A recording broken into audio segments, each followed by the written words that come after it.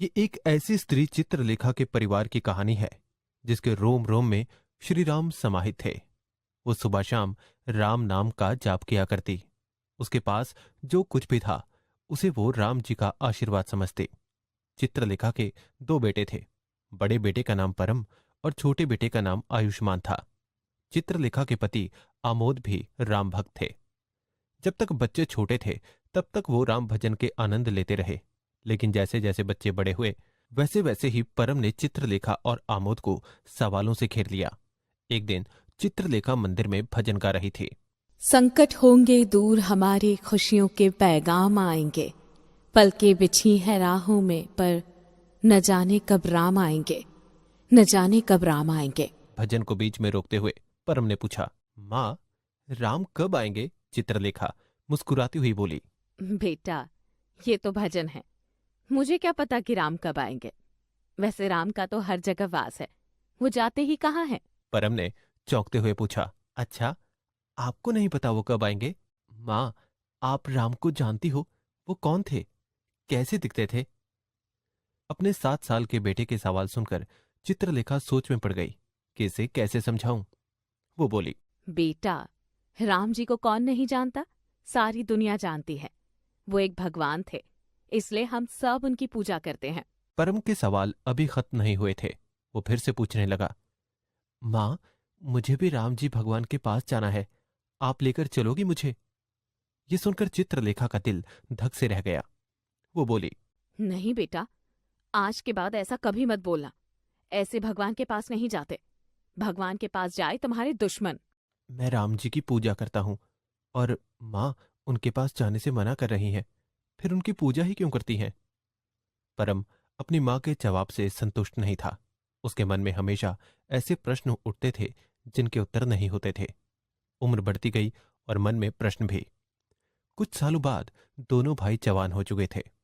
परम कभी राम को समझ ही नहीं पाया, इसीलिए उसने पूजा करनी छोड़ दी और वो नास्तिक हो गया। मगर आयुष्मान बिना पूजा पाठ किए पानी भी ना पीता था। परम का ध्यान केवल पढ़ाई और अपने करियर की तरफ था। वहीं आयुष्मान का शौक जिंदगी को मौज मस्ती से जीना था। दोनों बेटों की आदतों ने आयुष्मान को माँ बाप का लाडला बना दिया और परम से वो लोग हमेशा नाराज रहने लगे। माँ बाप के ज्यादा लाड प्यार ने आयुष्मान को नकारा बना दिया। आयुष्मान कॉलेज से निकलते हुए परम से बोला, भाई, मैं दोस्तों के साथ पार्टी में जा रहा हूँ, प्लीज माँ से बोल देना कि आज मेरा एक्स्ट्रा लेक्चर है, इसलिए देर से आऊंगा और शाम की आरती वो खुद कर लें। परम बोला, जानता हूं, और वो पार्टी तुम्हारे कॉकटेल पार्टी में बदल जाएगी। फिर तुम रात के 11 बजे घर में आओगे। माँ मुझसे पूछेगी कि ये है आयुष्मान के एक्स्ट्रा लेक्चर, तो मैं क्या जवाब दूंगा? आयुष्मान, कभी तो सच बोल लिया कर। राम जी तुझे कभी माफ नहीं करेंगे। इतना पूजा पाठ करता है और इतना बड़ा झूठ कैसे बोल लेता है तू? मैं हरगिज नहीं बोल पाऊंगा। भाई, राम जी तो घर के मंदिर में है ना, मैं यहाँ क्या कर रहा हूँ उन्हें क्या पता, इसीलिए माँ से बोल देना मैं जा रहा हूँ। परम के मन में भी फिर से सवाल उठा कि जब राम जी का कण कण में वास है तो सही गलत क्यों नहीं देखते? उनकी सच्चे मन से पूजा पाठ करने वाला भक्त धीरे धीरे गलत रास्ते पर जा रहा है, तो वो रोकते क्यों नहीं? वो दोनों अभी खड़े ही थे कि अचानक से एक चलती हुई बुढ़िया गिर पड़ी। परम उसे उठाने के लिए उसकी तरफ दौड़ा, पर जाकर देखा तो उसकी छड़ी टूटी पड़ी थी, जिसकी वजह से संतुलन बिगड़ा होगा, और वो गिर पड़ी। सर में चोट लगने की वजह से खून बहने लगा। परम ने जल्दी से जेब से रुमाल निकाला और बुढ़िया के सर पर बांध दिया। परम बोला, माता जी, आपका घर कहाँ है? बुढ़िया करहाते हुए बोली, मुझे नई बस्ती में जाना था, मगर मेरी छड़ी टूट गई। अब मैं कैसे जाऊंगी। कोई नहीं माता जी, मेरा छोटा भाई उधर ही जा रहा है, वो आपको आपके घर तक छोड़ देगा। आयुष्मान ने परम को अपने पास बुलाते हुए धीरे से कहा, भाई क्यों पचड़े में पड़ रहे हो? मुझे दोस्त बुला रहे हैं, मैं नहीं जाऊंगा। छोड़ो, जाने दो, खुद चली जाएगी। आयुष्मान, तुम राम जी की पूजा करते हो, लेकिन फिर भी उनकी तरह तुम्हारे दिल में दया क्यों नहीं है? वो कभी अपनी प्रजा को दुखी नहीं देख सकते थे। और तुम? वो बुजुर्ग हैं और हमें बुजुर्गों पर दया करनी चाहिए। आयुष्मान ने परम की एक न सुनी और चला गया। परम खुद ही बुढ़िया को उसके घर पर छोड़कर आ गया। परम को घर में अकेला आते हुए देखकर चित्रलेखा ने पूछा, आयुष्मान कहाँ है परम। परम झूठ बोले भी तो कैसे? वो आयुष्मान की तरह पक्का राम भक्त तो नहीं था, मगर उसके अंदर बैठा हुआ राम उसे झूठ नहीं बोलने देता, इसीलिए अपने मन के राम की आवाज सुनकर बोला, माँ, जिस दिशा में वो आगे जा रहा है वो अभी भी उसी दिशा में गया है। परम का जवाब सरल था, मगर चित्रलेखा बिना समझे ही अंदाजा लगा बैठी कि वो पढ़ने गया है। बदले में 4 बातें चित्रलेखा से परम को सुनने को मिली। एक छोटा है जो कॉलेज के बाद भी पढ़ता है, और तुम्हारा तो कुछ करने का मन ही नहीं करता। मुझे तो डर है कि पढ़ाई लिखाई छोड़कर ईसाई न बन जाओ। पढ़ते लिखते नहीं, पूजा पाठ करते नहीं, पता नहीं कैसे पार लगेगी तुम्हारी नैया परम। 2 मिनट के लिए राम जी के हाथ जोड़ लोगे तो कुछ बिगड़ नहीं जाएगा ना, सद्बुद्धि ही मिलेगी। न जाने इसकी अक्ल में राम जी कब आएंगे। परम चित्रलेखा की ऐसी बातें सुनकर दुखी होता था, मगर वो शांत रहकर अपना धैर्य बनाए रखता। वो अपनी माँ से पूछना चाहता था कि राम आएंगे, मगर वो जानता था कि इस सवाल का जवाब उसकी माँ के पास नहीं है। आयुष्मान को देर से आने पर आयुष्मान राम जी के 2 छंद सुना दिए और वो माँ की आंख का तारा बन गया। एक दिन आयुष्मान घबराते हुए चित्रलेखा से बोला, माँ, मुझ पर कुछ कर्ज हो गया है, लेकिन ये बात पिताजी को मत बताना, मुझे पैसों की सख्त जरूरत है। चित्रलेखा गुस्से में बोली, कैसा कर्ज? क्या किया तुमने पैसों का? आयुष्मान बोला, माँ, नाराज क्यों होती हो? पिताजी तो कभी जेब खर्च देते नहीं, बाहर निकलकर जानती हो कितना खर्च होता है। ज्यादा नहीं 25,000 माँ आपके पास होंगे। मेरी नौकरी लग जाएगी तो सब लौटा दूंगा। एक ना एक दिन तो मेरे भी राम आएंगे। राम की मर्जी के बिना तो पत्ता भी नहीं हिलता, फिर मैं अपने राम जी की मर्जी के बिना कैसे कुछ खर्च कर सकता हूँ? आयुष्मान ने फिर से राम जी के मंत्र से माँ को ठग लिया और 25,000 ऐंठ लिए। आयुष्मान ने उन पैसों से जुआ खेला और हार गया। कभी कभी जुए की आदत अब हर रोज होने लगी। परम बोला, माँ, पिताजी, आयुष्मान गलत रास्ते पर जा रहा है, उसका ध्यान पढ़ाई लिखाई में बिल्कुल भी नहीं है। चित्रलेखा बोली, परम, ये क्या कह रहे हो? आयुष्मान जो 2 समय 151 बार राम जपता है, वो गलत राह पर जाने की बात सपने में भी नहीं सोच सकता। हाँ परम बेटा, तुम भी पढ़ाई लिखाई के साथ थोड़ा पूजा पाठ में ध्यान लगाया करो, मन को शांति मिलती है। आयुष्मान कभी गलत नहीं हो सकता। आयुष्मान पर राम नाम की ऐसी छाप थी कि वो गलत होकर भी हमेशा ठीक था और परम ठीक होकर भी गलत, क्योंकि वो नास्तिक था। एक दिन चित्रलेखा रोती हुई चिल्लाई, हे राम जी, मेरा हार और कंगन तिजोरी से गायब हो गए। अभी पिछले सप्ताह ही तो मैंने इसे रखे थे। तभी सब लोग वहां गए। जरा यहीं कहीं देखो, रखकर भूल गई होंगी। चित्रलेखा रोते हुए बोली, पिछले 30 साल से नहीं भूली तो आज कैसे भूल सकती हूँ? हमारे घर में चोरी हुई है जी। राम जी, कहाँ हो आप? मैं तो लुट गई, बर्बाद हो गई। ले देकर वही तो बचे थे मेरे पास, और सब तो बेचकर बच्चों की पढ़ाई में लगा दिया। परम माँ की तरफ सवालिया आंखों से देखता हुआ बोला, माँ, राम भक्तों के घर में चोरी कैसे हो सकती है? आपके राम जी किसी का बुरा नहीं होने देंगे, और आप तो बरसों से उन्हें पूजती हो। ढूंढो, यहीं कहीं होंगे। आयुष्मान ने 2 अगरबत्ती लगाई और राम नाम जपने बैठ गया। आमोद परेशान होते हुए बोला, अब इस समय तुम क्या करने लगे आयुष्मान? आयुष्मान ध्यान मगन का दिखावा करते हुए बोला, पिताजी, जाप कर रहा हूं, मुझे भरोसा है कि राम आएंगे और माँ के गहने जरूर मिलेंगे। परम गुस्से में बोला, आयुष्मान, गहने जाप करने से नहीं ढूंढने से मिलेंगे। ये सब छोड़ो और ढूंढने में मदद करो। तुम तो कुछ करते नहीं परम, और आयुष्मान के पीछे पड़े रहते हो। जो ये कर रहा है इसे करने दो, शायद इसी के जाप से गहने मिल जाएं। कर्म करे बिना फल कैसे मिलता है? इस सवाल का उत्तर परम को आज तक नहीं मिला। वक्त गुजरता गया और आयुष्मान को शराब, जुआ और घर से चोरी की लत भी लग गई थी। जब तक आमोद और चित्रलेखा को इस बात की खबर हुई, तब तक बहुत देरी हो चुकी थी। कई बार आयुष्मान ने जेल की हवा भी खाई और उसको बचाने में कर्ज सर से ऊपर हो गया। यहां तक कि एक दिन घर बेचने की भी नौबत आ गई। बस आयुष्मान, अब और बर्दाश्त नहीं होता। तुमने हमें बर्बाद कर डाला। आज हमें यह घर भी बेचना पड़ रहा है। तुम्हारी वजह से हम सड़क पर आ गए। झूठ, धोखा, चोरी, मक्कारी, तुमने सब किया। हमारा दिल दुखाया। और अब क्या चाहिए हमसे? निकल जाओ यहां से। आयुष्मान हाथ जोड़ते हुए बोला, मुझे माफ कर दो पिताजी, मुझसे बहुत बड़ी गलती हो गई। जो आज हमारी ये हालत है उसका जिम्मेदार मैं हूं। शायद यही राम जी की मर्जी है, लेकिन आप चिंता मत करो। एक दिन राम आएंगे और हमारे सारे कष्ट हर लेंगे। तब हमारे पास फिर से सब कुछ होगा। उसकी बात सुनकर परम को गुस्सा आया और उसके मुंह पर जोरदार थप्पड़ रसीद कर दिया। तुझे क्या लगता है हर बार तू राम नाम की ओट में अपराध करता रहेगा और हर बार राम जी आएंगे और तुझे बचा लेंगे? राम नहीं आएंगे, राम कभी नहीं आएंगे। ये गलत फहमी अपने दिमाग से निकाल दे। राम की मूर्ति रख लेने से, पूजा करने से राम कभी नहीं आएंगे। अरे राम को लाना है तो अपने संस्कारों में लेकर आ, अपने दिल में लेकर आ, अपनी आदतों में लेकर आ। जिस दिन तुम्हारे मन से सारी बुराइयां खत्म हो जाएंगी, दूसरों के लिए मन में प्यार, दया और सम्मान आ जाएगा, मन में समर्पण और दया के भाव आ जाएंगे, उसी दिन समझ लेना कि आज राम आएंगे। तब देखना सारे बिगड़े काम संभर जाएंगे और सब अच्छा ही होगा। आप सही कह रहे हैं भाई। ये थप्पड़ काश उसी दिन पड़ गया होता जिस दिन मैंने कहा था कि राम आएंगे, तो शायद आज मैं इतनी बड़ी गलतियां ना करता। हमेशा मुझे लगा कि मैं गलतियां करूंगा और राम जी आकर मुझे बचा लेंगे। आज मेरी सारी गलतफहमियां दूर हो गई। परम मां की तरफ देखते हुए बोला। आज आप कुछ नहीं बोलेगी मां? चित्रलेखा आंसू पोंछते हुए बोली। ये सब मेरा ही किया धरा है। मैं भी राम भरोसे इसकी गलतियों को माफ करती रही। राम को लाने के लिए अच्छे काम करने पड़ेंगे, तभी सब मनोरथ पूरे होंगे। आमोद और चित्रलेखा रो रहे थे। उन्हें कल ये घर बेचना था। आयुष्मान गर्दन नीचे झुकाए खड़े हुआ था। परम ने उसके पास जाकर कहा, पिताजी सब ठीक हो जाएगा, बहुत पहले ही जान गया था। आयुष्मान गलत रास्ते पर जा रहा है। बहुत समझाने की कोशिश की मगर नहीं समझा। आप लोगों को भी सच्चाई दिखाने की कोशिश की मगर आप लोग मुझे ही गलत समझते रहे। मैंने तभी ठान लिया था कि मुझे अब कुछ ऐसा करना होगा कि आप मुझ पर ही यकीन करें। मैंने कॉलेज की पढ़ाई के साथ यूपीएससी की तैयारी करी, जिसमें मेरा सिलेक्शन हो गया है। अगले सप्ताह ट्रेनिंग पर जा रहा हूँ। जल्दी ही अफसर बनकर लौटूंगा। अब मैं सब ठीक कर लूंगा।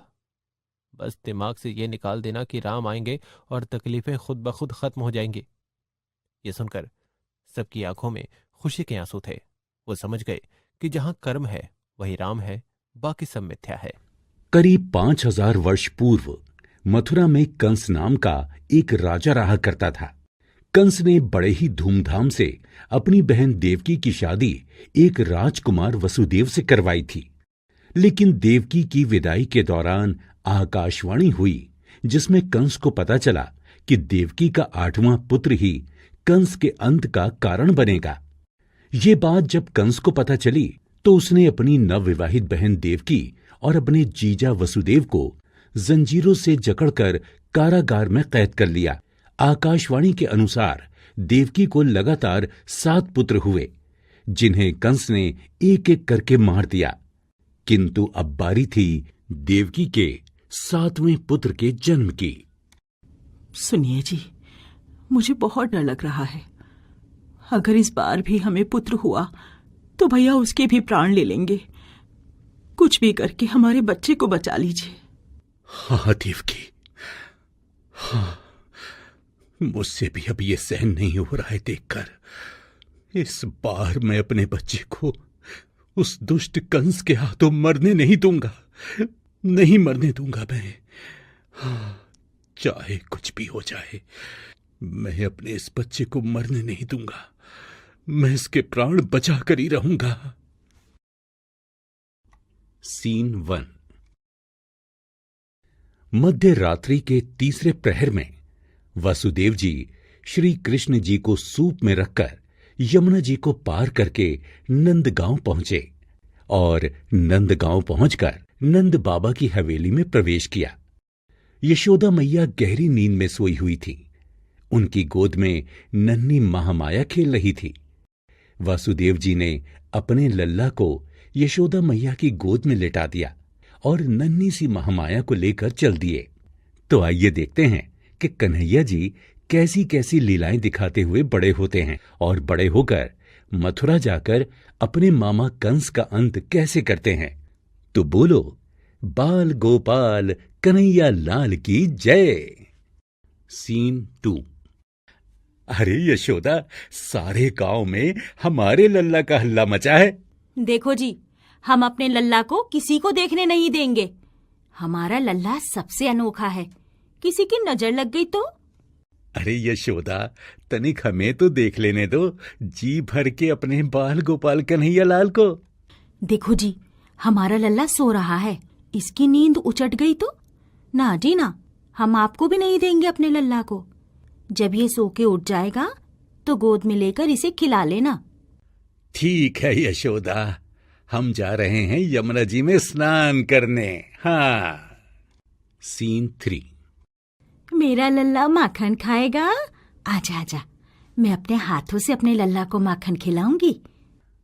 अरे यशोदा, ए यशोदा, भूख लगी है, भोजन परोस दो। देख नहीं रहे हो, हमारी गोद में लल्ला है, हम भोजन कैसे परोसें आपके लिए? अरे यशोदा, जब से तुम्हारा लल्ला हुआ है ना, तब से हमारी एक नहीं सुन रही हो तुम। बस मेरा लल्ला गोद में है, मेरा लल्ला गोद में है, उसे खिलाती रहती हो। हाँ जी, जब तक मेरा कान्हा बड़ा नहीं हो जाता तब तक आपको ही अपने सारे काम करने पड़ेंगे। अच्छा अच्छा, ठीक है, हम स्वयं ही भोजन परोस लेंगे अपने लिए। तो यहाँ खड़े होकर मेरे लल्ला को घूर काहे रहे हो? अब जाओ ना। अरे जा रहे हैं, तनिक एक नजर हम भी तो देख लें अपने लल्ला को। सीन 4।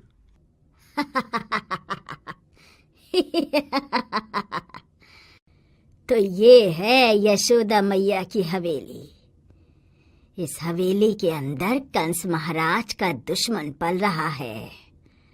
आज उसको विषपान करा के मार डालूंगी मैं।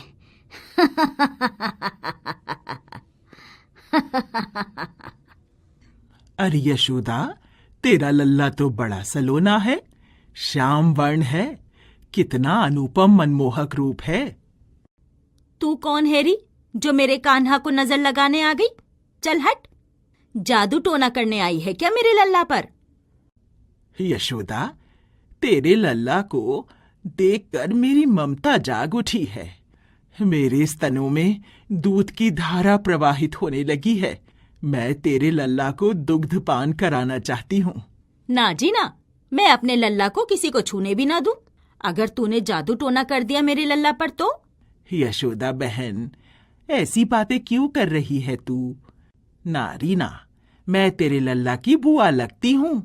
तेरे लल्ला को देख के मेरे स्तन रूपी ममता के सागर में दुग्ध की धारा उमड़ने लगी है। यदि मैंने तेरे लल्ला को दुग्ध पान नहीं कराया तो मेरे स्तनों में तीव्र वेदना उठने लगेगी, जिसे मैं सहन नहीं कर पाऊंगी। यशोदा, ला, अपने लल्ला को मुझे दे दे। मैं इसे दुग्ध पान करा के दुग्ध भरे स्तनों की वेदना से मुक्त हो जाऊंगी। अरे यशोदा, काहे को इतना इतरा रही है? ये बेचारी तेरे लल्ला को दुग्ध पान ही तो कराना चाह रही है, करा लेने दे इसे। ठीक है, लेकिन 2 घड़ी से अधिक नहीं पिलाना। लल्ला, काहे चीखे जा रहे हो?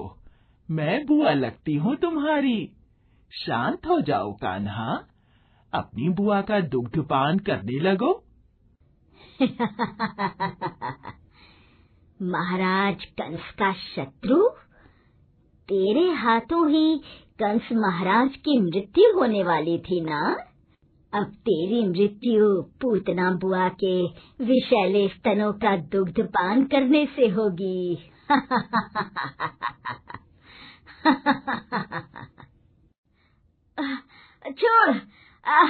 छोड़, छोड़ मुझे।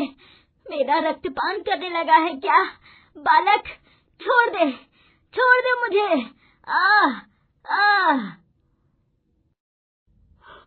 अरे यशोदा, यशोदा, अरे उठो ना यशोदा, क्या हो गया तुम्हें? उठो ना यशोदा। देखो देखो, तुम्हारा लल्ला बिल्कुल ठीक है, बिल्कुल ठीक है। हम कह रहे हैं ना, तुम आंखें खोलो यशोदा, यशोदा आंखें खोलो। ये राक्षसी मेरे लल्ला के प्राण लेने आई थी। मैंने किसी का क्या बिगाड़ रखा है जो ये राक्षसी मेरे लल्ला के प्राण लेने आई थी? यशोदा, यशोदा, चलो यहाँ से। इस राक्षसी को उसके कर्मों का दंड अपने आप ही मिल गया है। चलो आओ। मैं अपने लल्ला को किसी को देखने भी नहीं दूंगी। हाय रे, मेरे लल्ला पर जादू कर गई, टोना कर गई। सीन 5। मैया, मैं गैया चराने मधुबन जा रहा हूँ। लल्ला, यमुना किनारे मत जाना। मैंने पोटली में टिक्कड़ और गुड़ बांध दिए हैं, भूख लगे तो खा लेना। ठीक है मैया। मैया, तुम मेरी इतनी चिंता काहे करती हो? हो इसलिए कि मेरा कान्हा बड़ा ही नटखट है, बड़ा चंचल है। कोई भी बहला फुसलाकर मेरे लल्ला के ऊपर जादू टोना कर सकता है। मैया, तुम्हारे लल्ला के ऊपर कोई भी जादू टोना चलने वाला नहीं है। चुप कर, आया बड़ा माँ को समझाने वाला। अच्छा मैया, मैं जा रहा हूँ गैया चराने। चलो ग्वाल बालो, चल सुदामा, चलो चलो। सीन 6। चल सुदामा, गेंद पकड़ के दिखा। कृष्णा, देख, मैंने गेंद पकड़ ली, अब तू पकड़ के दिखा। मेरी गेंद यमुना जी में डूब गई।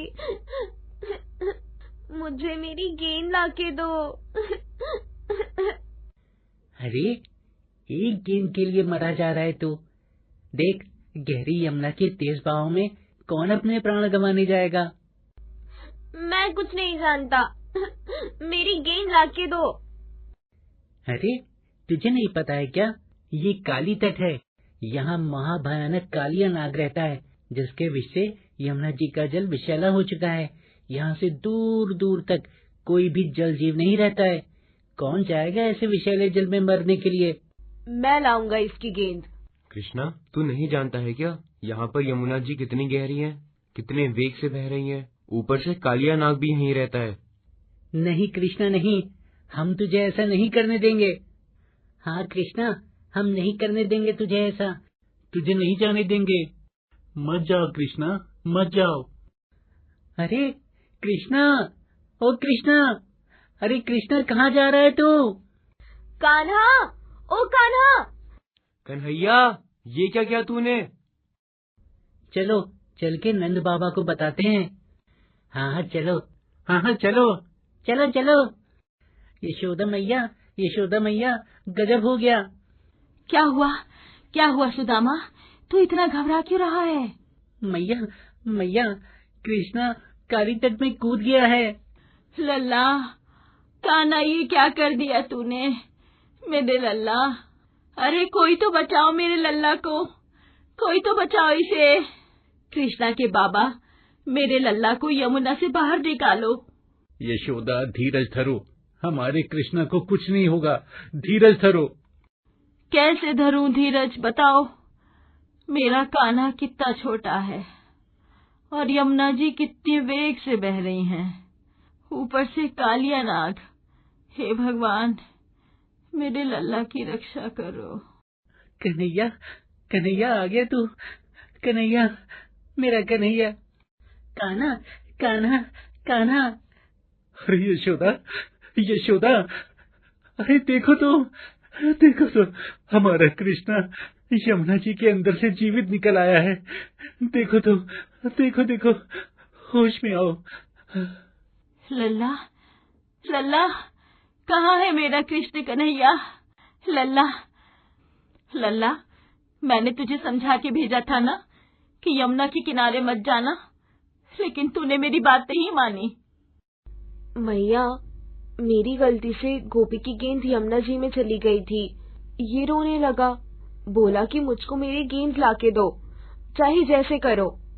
मैया, मैं उसकी गेंद लाने के लिए यमुना जी में चला गया था।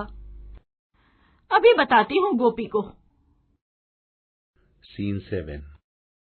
असंभव, असंभव, ऐसा नहीं हो सकता है गुप्तचर, ऐसा कदापि नहीं हो सकता है। महाराज, ऐसा ही हुआ है। बालक कृष्ण ने पूतना का दुग्ध पान करते करते रक्तपान करके पूतना का ही वध कर डाला। जो कृष्ण का वध करने गई थी महाराज, कृष्ण ने उसी का वध कर डाला। कृष्ण, कृष्ण, कृष्ण, इस नाम ने मेरी रातों की नींदें और दिन का चैन छीन लिया है। एक छोटा सा बालक ये सब कैसे कर सकता है गुप्तचर, कैसे कर सकता है? और तो और महाराज, उसी कृष्ण ने कालिया घाट में कूद के कालिया नाग से यमुना जी को मुक्ति दिलाई है, हमेशा हमेशा के लिए। असंभव गुप्तचर, असंभव। जिसके विष से समस्त जल जीव प्राण विहीन हो जाते हैं, जिसकी एक फुंफकार से हरा भरा वृक्ष भी जल के राख हो जाता है, जिसके विषैलेपन के कारण यमुना नदी का स्वच्छ जल काला स्याह पड़ गया हो, उस महाविषैले कालिया नाग को एक छोटा सा बालक कैसे परास्त कर सकता है? ऐसा नहीं हो सकता, कदापि ऐसा नहीं हो सकता, असंभव। परंतु महाराज, ऐसे ही हुआ है, ये एक कटु सत्य है। गुप्तचर, इस कृष्ण का अंत करना बहुत आवश्यक हो गया है, अन्यथा हमारा अंत निश्चित है। महाराज, हमें तो लगता है ये बालक कोई साधारण बालक नहीं है, अवश्य ही ये कोई दिव्य शक्ति का अवतार है। इस अवतारी का अंत किए बिना मैं चैन से नहीं बैठूंगा, विश्राम नहीं करूंगा। उसका अंत कहां और कैसे करना है, मैंने सोच लिया है गुप्तचर। उस महासाहसी बालक का अंत भला कौन कर सकता है महाराज? महादानव वकासुर। क्या? महादानव वकासुर? क्या महादानव वकासुर? क्या महादानव वकासुर? हाँ, वकासुर। वकासुर के हाथों ही इस बालक का अंत होना तय है।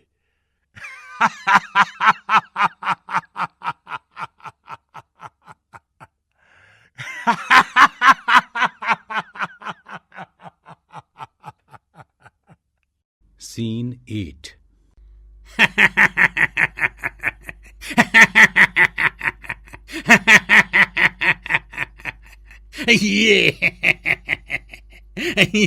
तो ये मुरली वाला बालक है जिसने महाराज कंस की नाक में दम कर रखा है।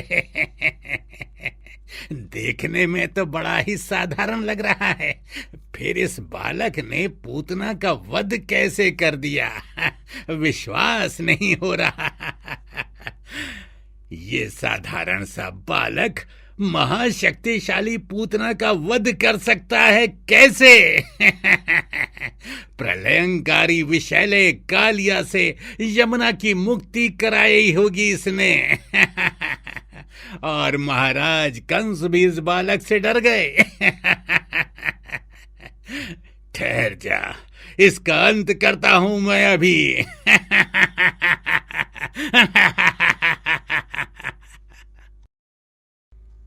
कृष्णा, कृष्णा भाग भाग कृष्णा, ये विशालकाय बगुला तुझे निगल जाएगा तुझे। भाग ले कृष्णा, भाग। 3:9। असंभव गुप्तचर, असंभव। इतने महाबलशाली वकासुर का वध करना किसी देवता के वश में नहीं है, तो फिर इस छोटे से बालक ने वकासुर का वध कैसे कर दिया? असंभव, हम नहीं मानते। महाराज, आप माने या ना माने, परंतु सत्य तो यही है कि वकासुर भी कृष्ण के हाथों मृत्यु को प्राप्त हो चुका है। कृष्ण कृष्ण कृष्ण, क्या भला है ये कृष्ण? महाराज, आपकी बहन देवकी का 8वां पुत्र आपका भांजा ही कृष्ण है। खामोश मंत्री, तुम हमारे मंत्री हो या उस ग्वाले के? क्षमा करें महाराज, मैंने तो आपको सत्य बताने की कोशिश की थी। सत्य को पहचानिए महाराज, सत्य को पहचानिए। कोई बात नहीं, हम जिसे छल से नहीं मार सके उसे बल से मारेंगे। वो कैसे महाराज?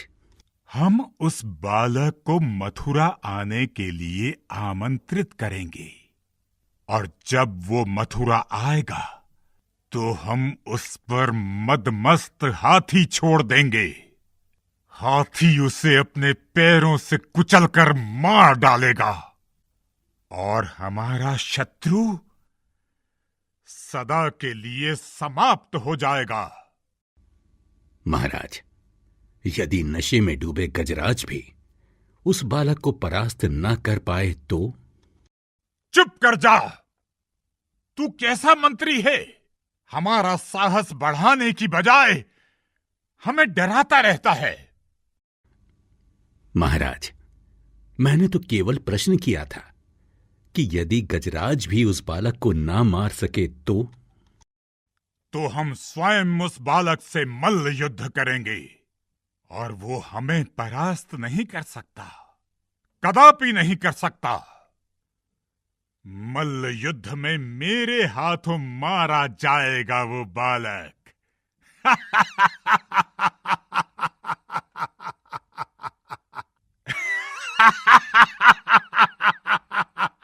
मेरे हाथों मारा जाएगा। देवकी का 8वां पुत्र मेरे हाथों मारा जाएगा। मैं यानी कि कंसराज भविष्यवाणी को मिथ्या करके दिखा दूंगा।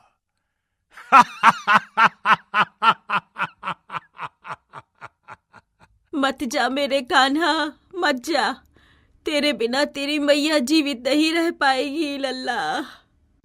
हाँ कान्हा, यशोदा मैया सही कह रही हैं। क्या आवश्यकता है तुम्हें मथुरा जाने की? कृष्णा, हमें छोड़ के मत जा। हमारे साथ कौन खेलेगा, कौन बांसुरी सुनाएगा हमें? कान्हा, तो इतना निष्ठुर कैसे हो गया? क्या तेरा हृदय नहीं फट रहा है हमसे दूर होने से? सखा, हमें मथुरा तो जाना ही पड़ेगा। कंस मामा ने निमंत्रण भेजा है, तो निमंत्रण स्वीकार तो करना ही पड़ेगा। निमंत्रण आया है तो कंस तुझे क्या खिला देगा? बोल कन्हैया, बोल, तू क्या खाएगा? मैं तेरे लिए तरह तरह के पकवान बनाऊंगी, तुझे अपने हाथों से खिलाऊंगी। बस तू जाने का नाम ना ले कान्हा, जाने का नाम ना ले। मैया, तेरी बहुत याद आएगी मुझे। ये ग्वाल बाल, ये यमुना की धारा, ये गैया, ये वट वृक्ष, ये वन उपवन, इन सबको भूल पाना असंभव है मेरे लिए मैया।